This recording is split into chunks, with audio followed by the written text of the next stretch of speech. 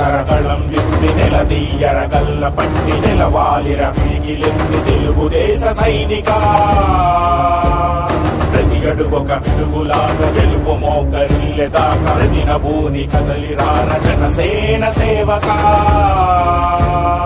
అభివృద్ధికి అర్థమైన దార్శనికుని స్ఫూర్తిగా రాష్ట్ర ప్రగతి ముఖ్యమన్న పవనన్నకి అండగా ఉడుకెత్తిన నెత్తురే ఒక నిప్పుటేరులాగా కదలిరా కదలిరా కదలిరా పిలుస్తోంది పిలుస్తోంది తెలుగుదేశం రారా పదం కలిపి నడుస్తోన్న జనసేన దొరారా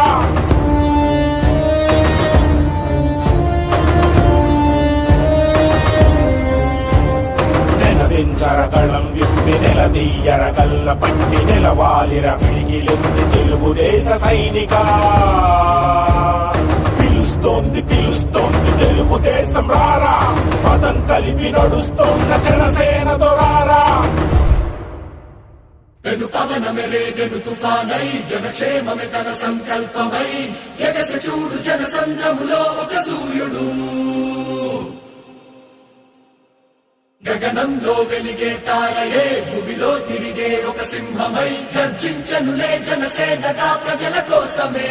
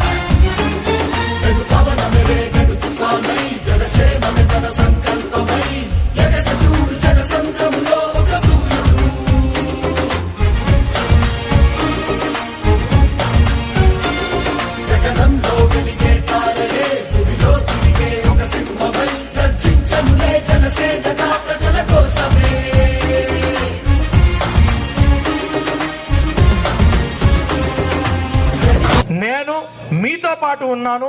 మనం అందరం కలిసి డిసైడ్ చేసుకుంటాం ఏం కావాలో అని. అవి నేను తీసుకొచ్చే బాధ్యత నాది. నాకు ఒక సీఎం రమేష్ అనే ఒక వ్యక్తి నాకు ఒక అన్నగా పెద్ద అన్నగా ఈరోజు ఒక సపోర్టివ్ గా మోడీ గారు ఇక్కడ పంపించారు. ఆయన్ని కమలం పువ్వు గుర్తు మీద ఓటేసి ఆయన పార్లమెంట్ కి పంపిస్తే అనేకమైన నిధులు మనం తీసుకొస్తారు. అలాగే మీ బాధ్యత ఓటు రూపంలో నాకు గాజు గ్లాస్ గుర్తుపై వేసి మీ బాధ్యత అమ్మ ఓటు ఒక్కటే అడగట్ల, మీ బాధ్యత గాజు గ్లాస్ గుర్తుపై వేసి నన్ను అసెంబ్లీకి మీ ప్రతినిధిగా పంపించండి.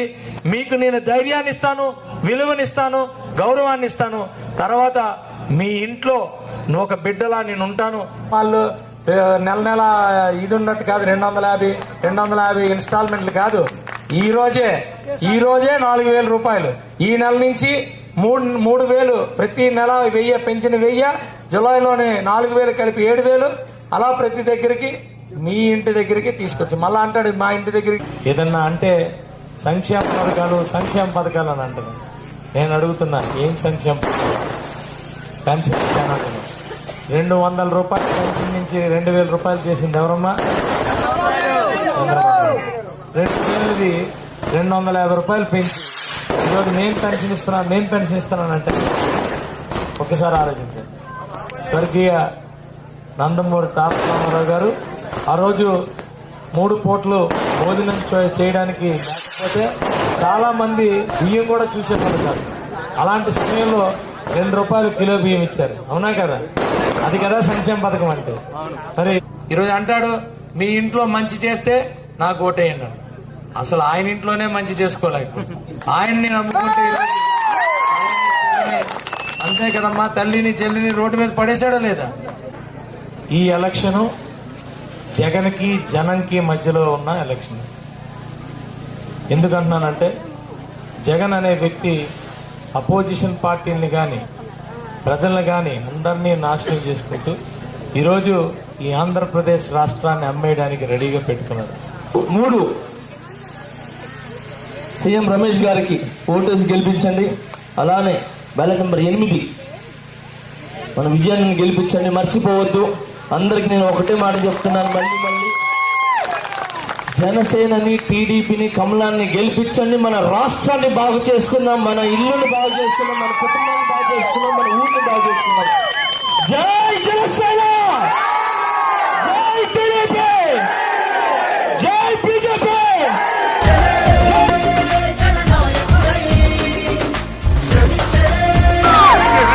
సుందరానికి, చలపతిరావు గారికి అందరికీ కూడా పేరు పేరున ధన్యవాదాలు తెలియజేసుకుంటూ, సమయం తక్కువ ఉంది కాబట్టి రెండు విషయాలు చెప్పదలుచుకున్నాను. ఈ రాష్ట్రం రావణ కాష్టం లాగా మొదలైంది. ఈ రాష్ట్రం రావణ విధ్వంసంతో మొదలై వినాశనం దాకా తీసుకొచ్చారు గత పాలకులు. కాబట్టి మనందరూ మంచి మనసుతో ఆలోచించి ఇది మనందరి బాధ్యత. సుందర విజయ్ కుమార్ గారిని గ్లాస్ గుర్తుపేసి మంచి మెజార్టీతో గెలిపించాలి. అలాగే సీఎం రమేష్ గారిని కూడా కమలంపు గుర్తుపేసి మంచి మెజార్టీతో గెలిపించాలి. మనందరూ కలిపి మంచి మెజార్టీతో సుందర విజయ్ కుమార్ గారిని, సీఎం రమేష్ గారిని గెలిపించుకుందామని చెప్పేసి మరొకసారి మనం చేసుకుంటూ, సమయం తక్కువ ఉన్నది కాబట్టి మన సమస్యలు 2 సమస్యలు ఉన్నాయి ముఖ్యంగా. ఆ 2 ఒకసారి మీ ముందే తెలియజేస్తున్నాను. ఇక్కడ ప్రత్యేకంగా మనకి ఏంటంటే అన్ని రకాల ప్లాంట్లు ఉన్నా కానీ ఉపాధి అయితే ప్రజలకు లేదు. కారణం ఏంటంటే మన భూములు ఇక్కడ పోలేదు కాబట్టి ఎవరో కూడా మనకు అవకాశం ఇవ్వట్లేదు. ఇది సుందరన్న గారికి నేను గుర్తు చేస్తున్నాను. విజయోత్సవ సభలో నేను ఖచ్చితంగా అన్ని చెప్తాను. అవన్నీ కూడా ఆయన ద్వారా చేయించుకుందాం. అలాగే ఇదివరకు గతంలో శాంక్షన్ అయిన రోడ్డు ఏదైతే ఉందో ఇక్కడ నుంచి నడింపల్లి రోడ్డు కానీ, అలాగే మన ఊరికి అన్నిటికన్నా ముఖ్యంగా కావాల్సింది ఏంటంటే కమ్యూనిటీ హాల్ లేదు, ఫంక్షన్ హాల్ లేదు. పెళ్లిళ్ళు చేసుకోవాలన్నా, ఏ కార్యక్రమం చేసుకోవాలన్నా కూడా అన్ని ఇబ్బందులు ఉన్నాయి కాబట్టి ఒక శాసనం తన తడకే సింహావలోకనం